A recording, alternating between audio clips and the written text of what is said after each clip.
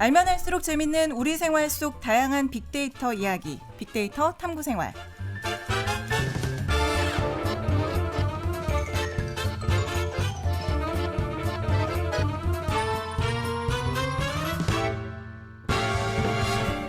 빅데이터 탐구생활 서수민 리포터와 함께합니다. 어서 오세요. 안녕하세요. 리포터 서수민입니다. 네, 반갑습니다. 네.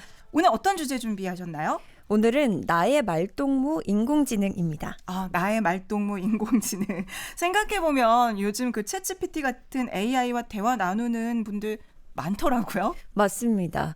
정말 사람과 대화를 하는 듯한 느낌을 받을 수 있을 정도로 인공지능이 이제 정해진 답이 아니라 맥락에 맞는 답을 하잖아요. 네. 그래서 본격적인 내용에 들어가기에 앞서서 울산 시민분들은 챗GPT를 어떻게 활용하고 계신지 여쭤봤습니다. 함께 듣고 오시죠. 학교에서 공부할 때 사용했어요. 사회 문제집을 풀 때 행성들 자료 찾아볼 때 썼어요. 일단 행성들의 정보들을 자세히 알려줘서 그거를 그 자료로 썼어요. 비평문 쓰는 과제를 할 때 챗GPT가 서론, 본론, 결론에 맞춰서 개요를 짜줘서 그 개요에 맞게 글을 쓸 때 좀 편리했습니다.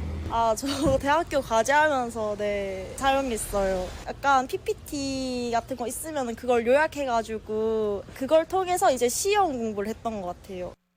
네. 네, 이렇게 과제에 활용을 많이 하더라고요.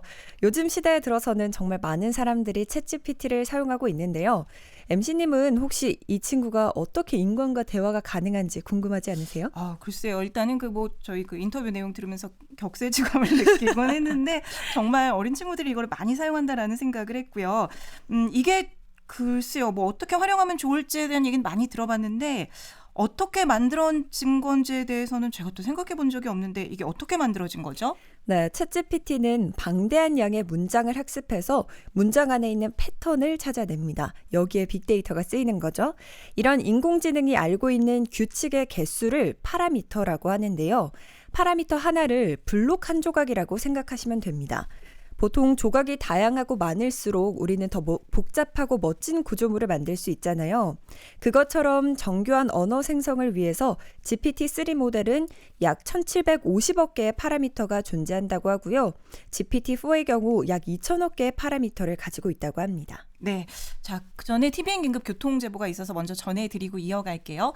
북부순환도로 고속도로 방향이고요. 좋은 삼정병원 앞 화물차와 승용차 간에 추돌 사고가 발생을 했는데 지금 가차로에서 사고 처리를 하고 있으니까요. 차로 변경할 때 조심하시기 바랍니다. 권호영 통신원 제보 감사드리고요. 계속해서 빅데이터 탐구생활 이어가도록 하겠습니다. 이 인공지능이라는 게 정말 빅데이터와 때려야 뗄 수 없는 사이라는 걸 알게 됐는데 그런데 문장 안에 어떤 패턴이 있다는 거죠? 우리가 스마트폰으로 타자를 칠 때 자동 완성이라는 기능 보신 적 네. 있으실 겁니다. 네. 아니면 검색창에 검색을 하려고 울산이라는 키워드를 적으면 밑에 울산 가볼 만한 곳, 울산 맛집, 울산 카페 등등 검색어로 추천해주죠. 그게 바로 사람들이 자주 쓰는 단어의 조합입니다. 이런 규칙을 인공지능이 배우게 되는 거죠. 그러면 계속 반복되는 조합이 있어서 그걸 학습하는 거군요. 네, 맞습니다. 이 개념을 조금 더 확장하면 문장에도 적용할 수 있는데요. 문장은 여러 단어의 나열로 여기에는 확률을 부여할 수 있습니다. 쉽게 말하면 인공지능이 이전 단어들을 보고 다음 단어를 예측할 수 있는데요. 예를 들어서 나는 버스를 다음에 빈칸이 있다고 해보겠습니다. 그 빈칸에 탔다라는 단어가 올 확률이 높을까요? 아니면 태웠다라는 단어가 올 확률이 높을까요? 아무래도 기사님들보다는 승객들이 더 많다 보니까 네. 그 승객의 입장에서 버스를 탔다 이게 더 많지 않을까 싶은데요. 맞습니다. 인공지능은 탔다라는 단어에 더 높은 확률을 줍니다. 같은 방식으로 오타를 수정하거나 정확한 음성 인식을 할 수 있게 되는데요. 나는 메롱을 먹는다 보다는 나는 멜론을 먹는다가 더 적절한 문장의 확률이 높다는 걸 인공지능은 알고 있습니다. 네, 저희가 지난주에 금융 관련된 빅데이터를 알아보면서 챗봇 얘기했었잖아요. 네. 그것도 기계와 대화를 나눈 거라 볼 수 있지 않나요? 맞습니다. 지난주에 다뤘던 챗봇의 경우는 조금 다른 점이 대화할 때 챗봇이 제시한 답 중 하나를 고르는 게 있었잖아요.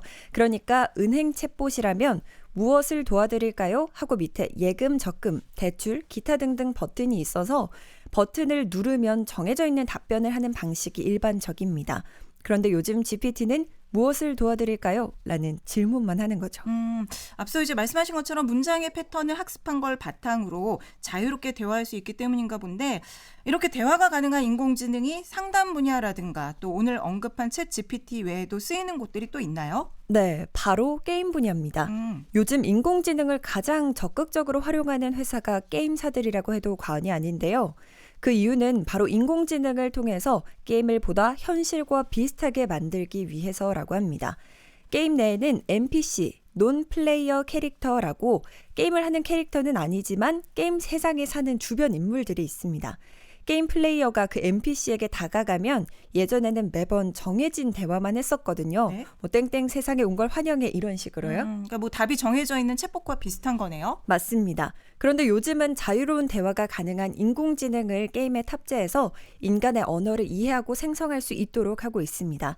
그렇게 게임 캐릭터지만 소통이라는 걸 하게 된다면 게임이 가상현실이 아니라 실제 현실처럼 느껴지기도 하는 거죠. 그러면 확실히 게임이 더 재밌을 것 같은데요. 근데 이제 우리가 말을 할 때 내용도 중요하지만 거기에 실려 있는 감정도 중요하잖아요. 네. 설마 감정도 파악이 가능한가요? 네. 완전히 인간만큼 느끼고 표현한다고 할 수는 없지만 가능합니다. 인간의 문장을 분석해서 감정 점수를 매기는데요. 이 문장이 부정적인지 긍정적인지 그중에서도 어느 정도인지를 파악합니다. 감정을 느끼지는 못하지만 추론과 반응을 할 수 있는 거죠.